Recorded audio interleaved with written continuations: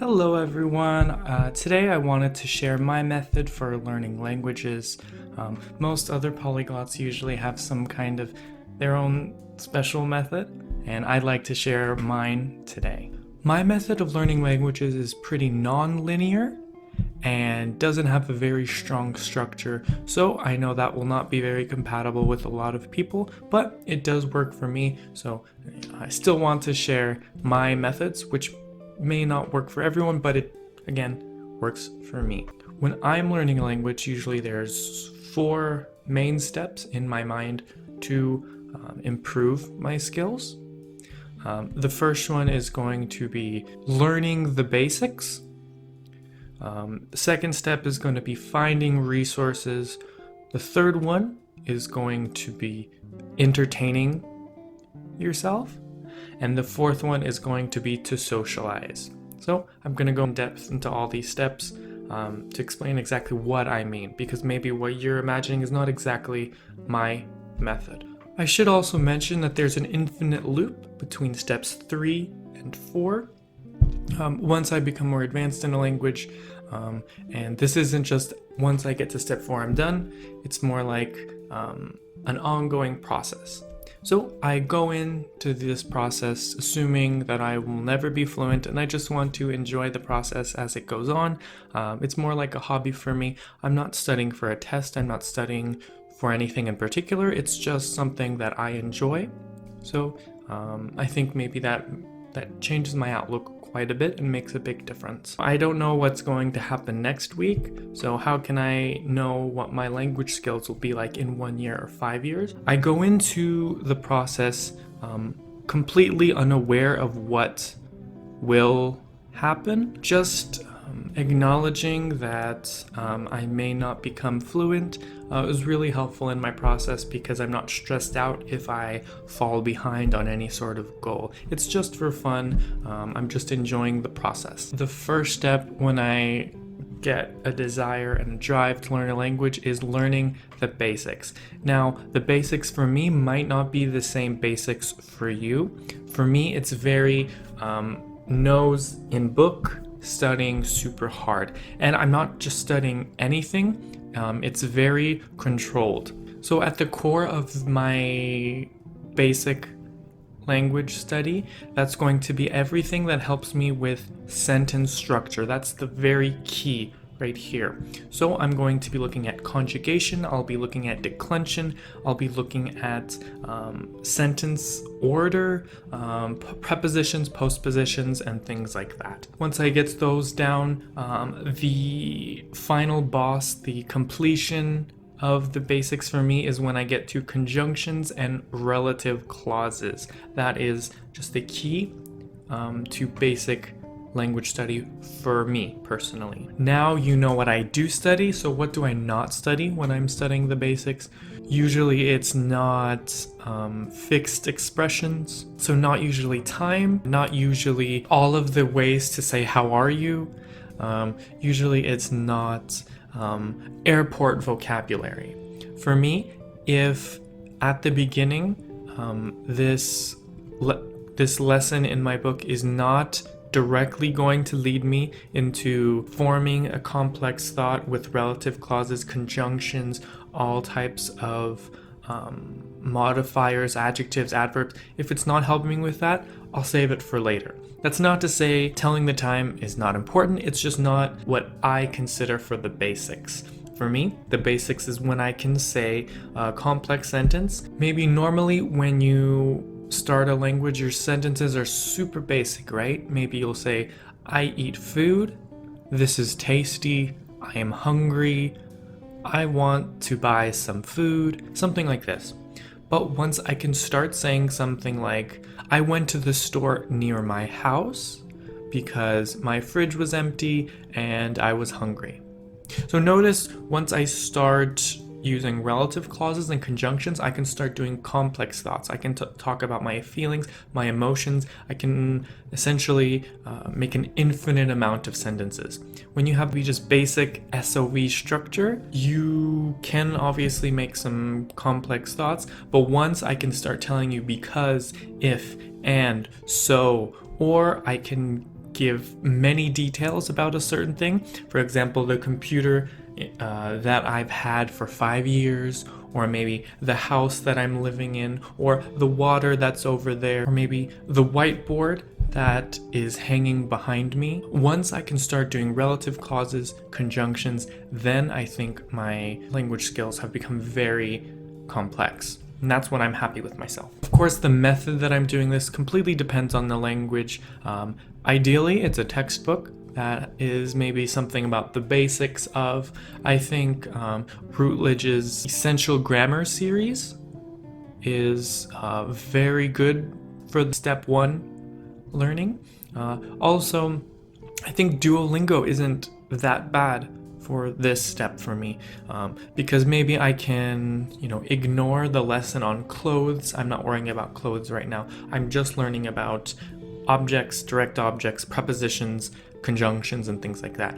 Duolingo can maybe help me with that, maybe just dip my foot into it. I'm not trying to be a master, I'm just trying to get the basics down to make a complicated sentence. Step 2 is when I find resources. Maybe this seems a little counterintuitive to learn before I find the resources, but really it can be concurrent, it can be happening at the same time. Mainly, resources are referring to a serious textbook and a serious dictionary. So for a serious textbook, it really completely depends on the language for me. Maybe some languages have better resources just because they're popular and there's many different choices, but usually something that's very in-depth and not made for learn Spanish in 60 days. Something like that is not what I'm attracted to. It's more something that advertises itself as very in-depth, very complicated, very detailed. Those are the kinds of books I prefer. So for me, I think the best series that I prefer to go to is Barron's Master the Basics, or as I mentioned earlier, Routledge, but instead the Comprehensive Grammar series is pretty good. And then in terms of dictionaries, again, it completely depends on the language, but personally I prefer the dictionaries that are specialized in one language, meaning I don't really like those dictionaries that maybe advertise 14 languages in one, because I just don't think the quality is quite what I enjoy. The best dictionaries for me are the ones created for native speakers of your target language to learn English. In my opinion, those usually help me the best. The most textbook example of one of my favorite dictionaries is the Naver dictionary for the Korean language. Usually, native Korean speakers use it to learn English, and I think it's very good for an English learner learning Korean. There's plenty of examples. There's plenty of different options. Usually those are the kinds of dictionaries I prefer. Maybe they give tons of context, maybe tons of example sentences.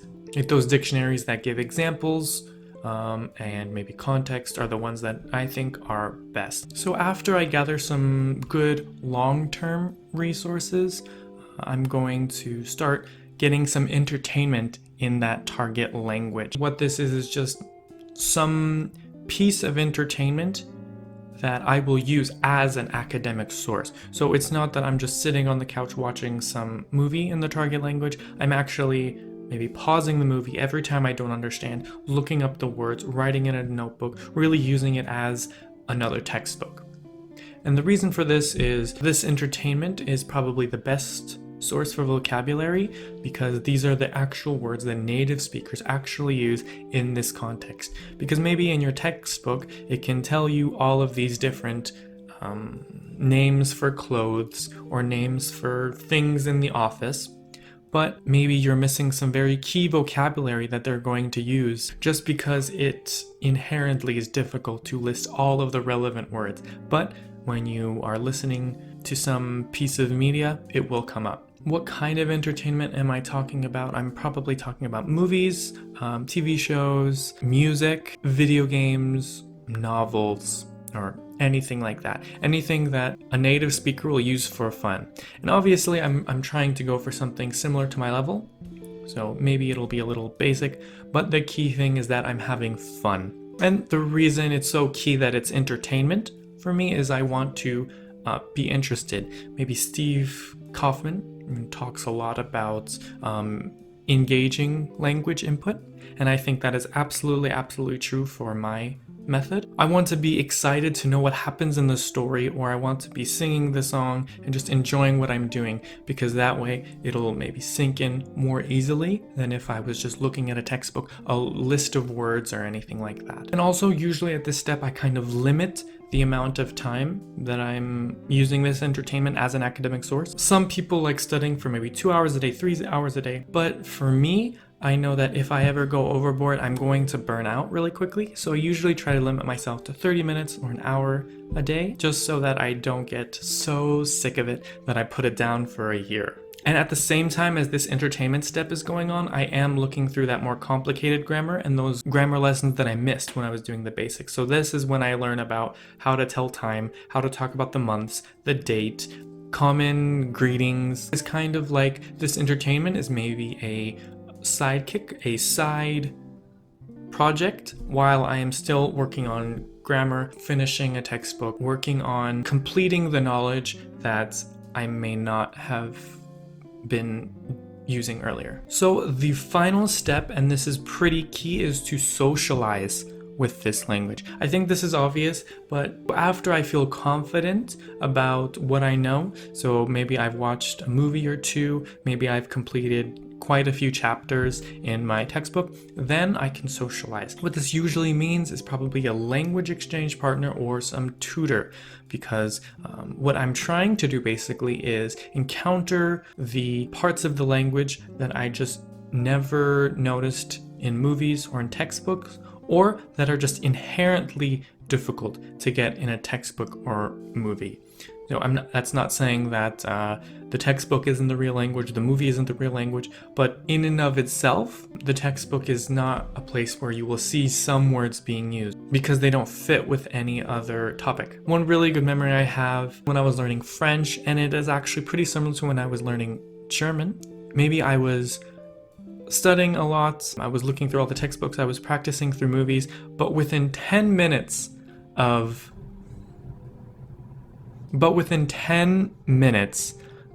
a language exchange, I encountered a word I've never seen before, but is so crucial to those languages, and that's the word tutoyer in French and dutzen in German. Just inherently, those are something that are difficult to encounter in a movie or in a textbook, but they're so important to those cultures and those languages. Basically, those words mean to maybe stop using the formal pronouns and start using the regular pronoun for you. So the person was basically asking me, oh, don't call me vous, call me tu. And in German they were saying, oh, don't call me sie, call me du. And you would never have encountered this in a textbook or a movie, so that's exactly why you're talking with people. It's to encounter things that are maybe impossible or difficult to encounter in other means. It's just in general a great way to know where you have a gap in your knowledge, because maybe you'll be talking about your daily routine and you realize, oh, I don't remember how to talk about laundry. How do I talk about laundry? And then you look up the word for laundry and then you know. In my mind, learning grammar is kind of like the lesson in a class. Then when you watch a movie, it's kind of like doing a practice test. Just to test what you know, see what you don't know. And then when you speak with someone, that's like the real exam. It's when you see how much you know, what you need to work on, what you need to change for the future. Another key element about socializing, which I think is so important and not a lot of people talk about, is word choice. Something that textbooks and dictionaries cannot account for at all is the word choice of native speakers. So maybe in English we talk about movies in a certain way. We use certain adjectives like interesting, boring, long, ugly, things like this.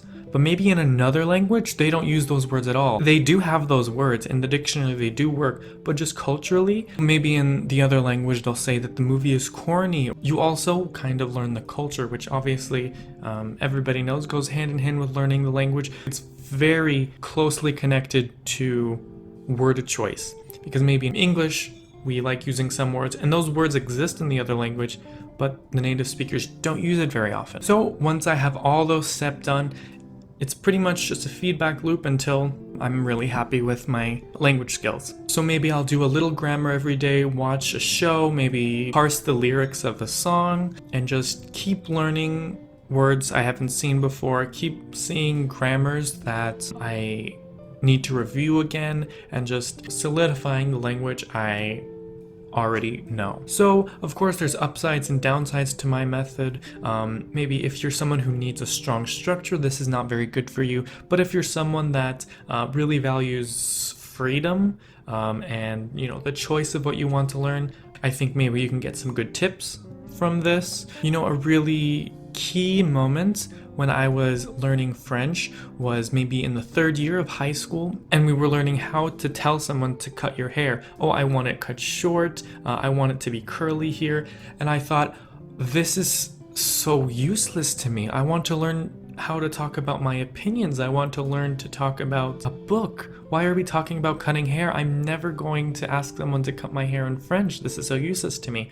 And that's kind of when it clicked for me that when I self-study languages, I need to choose what is exciting for me. And I need to choose also what is interesting to me, what is useful for me, what kind of vocab I want to learn. I don't want to learn curly and straightened and hair dye and things like that. I want to learn about, oh, I wonder this, or oh, I can't believe this, or I'm looking forward to this. Those are the things I kind of want to learn. I really just value controlling my own curriculum. So that's kind of why I learn languages in this way. I would love to hear what other people think. So I think that's all for today, and I'll see you in a new video soon. Thank you so much.